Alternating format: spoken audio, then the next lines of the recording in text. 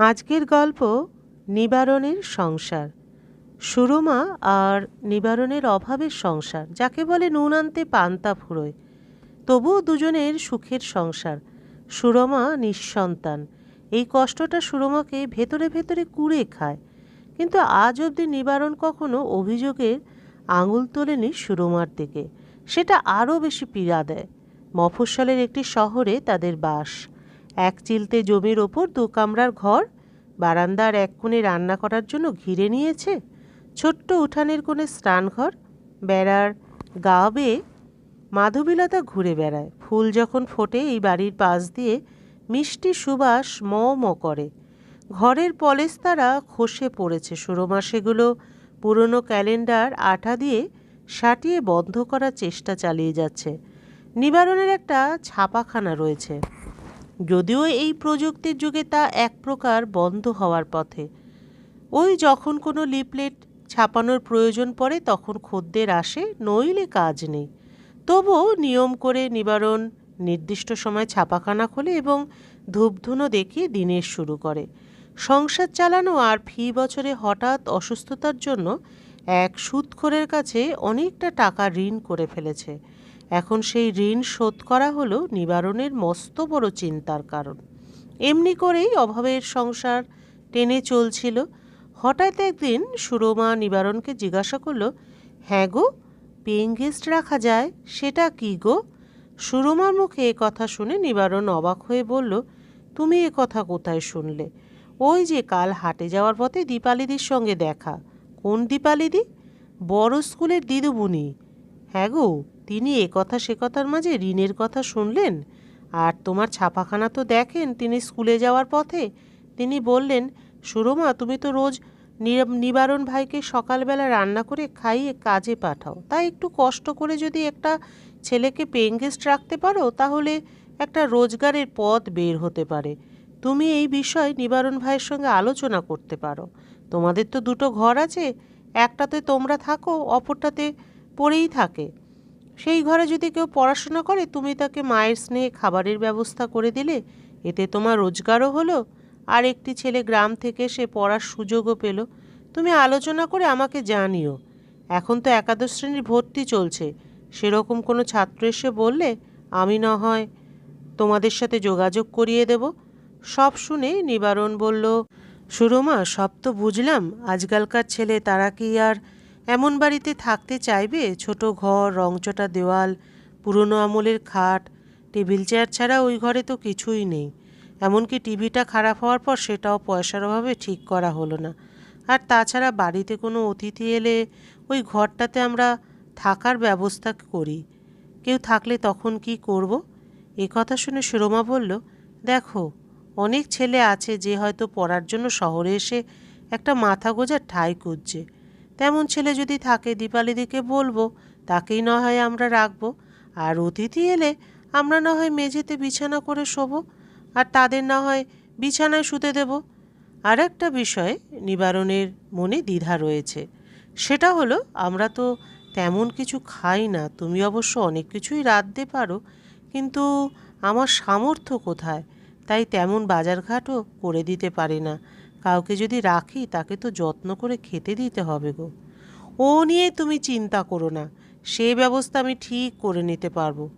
ঠিক আছে, তুমি যখন বলছো তাহলে কাল না হয় দিদিকে গিয়ে সব খুলে বলো। এখন চলো, রাত হয়ে গেছে, শুতে হবে। পরদিন বিকেলে দীপালিদির বাড়িতে গিয়ে সব বলে এলো সুরমা।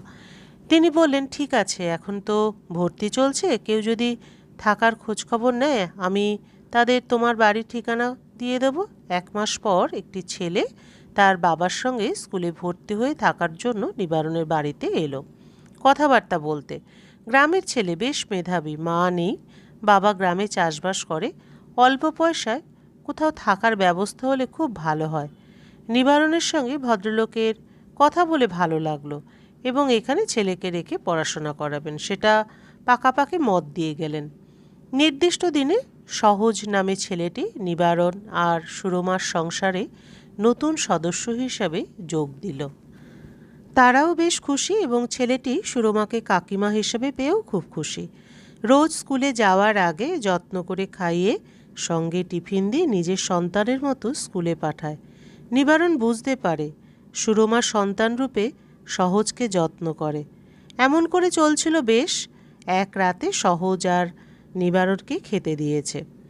সেই সময় সহজ বলছে, জানো তো কাকিমা, তুমি যে আমাকে টিফিন করে দাও, আমার বন্ধুরা মাঝে মাঝে সেখান থেকে একটু আধটু খায় আর বলে, সহজ তোর কি সৌভাগ্য বল, এমন সুন্দর টিফিন তোর ভাগ্যে রোজ জোটে, আর আমরা ক্যান্টিনে এত জঘন্য খাই, তাও আবার মাঝে মাঝে বন্ধ থাকে।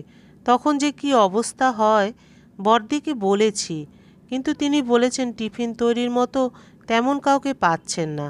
শুনে নিবারণ আর সরমার কষ্ট হলো। সারাদিন স্কুলে থাকতে হয়, সেই বিকেলে ফেরা, দুপুরে টিফিন না পেলে ছেলেদের তো সত্যিই কষ্ট। এবার সহজ মনে মনে ভাবল, কথাটা কি বলেই ফেলবে যদি কাকিমা রাজি হয়ে যান। তারপর কিছুক্ষণ থেমে থেকে বলল, আচ্ছা কাকিমা, আমি আর কাকু যখন সকালে খেয়ে বেরিয়ে যাই, তারপর কি তোমার অনেক ঘরের কাজ থাকে? সরমা অবাক চোখে তাকালো। তারপর বলে, কেন বাবা এমন প্রশ্ন? সহজ তখন বলল, তুমি যদি অনুমতি দাও তাহলে আমরা কয়েকজন ক্লাসের বন্ধুরা মিলে বর্দিমণিকে প্রস্তাব দিতে পারি তোমার নামটা।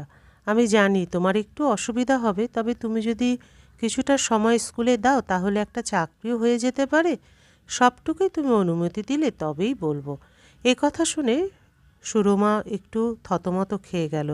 তারপর সহজ নিবারণের দিকে তাকিয়ে বলল, কাকু, তুমি অনুমতি দেবে তো? নিবারণ আর কি বলবে, বলল, তোমার কাকিমা যদি করতে পারে করবে, আমি আর কি বলবো, পরিশ্রমটা একটু বেশি হয়ে যাবে এই আর কি। সহজ তখন বলল, প্রয়োজনে কাকিমা সঙ্গী হিসাবে তার কোনো বান্ধবীকেও নিতে পারবে। আমি তাহলে আগামীকাল স্কুলে গিয়ে বন্ধুদের বলি, আর তারপর বর্ধমানীকে বলবো। কয়েক মাসের মধ্যে স্কুল থেকে সুরমার ডাক এলো। নিবারণের সঙ্গে সুরমা স্কুলে গেল এবং নানা কথাবার্তার মধ্য দিয়ে ক্যান্টিনের চাকরিটা পাকা হলো। নিবারণ বাড়িতে নানাভাবে সুরমাকে সাহায্য করত।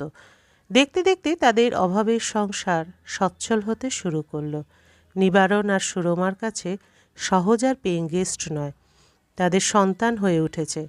উচ্চ মাধ্যমিকে ভালো ফলাফলের জন্য নিবারণ তার প্রতিবেশীদের মিষ্টিমুখ করিয়েছে। বলেছে, আমার ছেলেটা এবার খুব ভালো রেজাল্ট করেছে। আনন্দে বুক ভরে গেল। নিবারণ এখন ছাপাখানার সঙ্গে দোকানের সামনে খাতা, পেন, স্কুলের নিত্য সামগ্রী রাখা শুরু করেছে। অবশ্য বুদ্ধিটা দেওয়া সহজেরই। আবার নতুন ছেলে এসে নিবারণের সংসারে এখন পেইং গেস্ট হিসাবে থাকতে শুরু করেছে। গল্পের সমাপ্তি এখানেই। আবার দেখা হবে পরবর্তী আরেকটি গল্পের সাথে।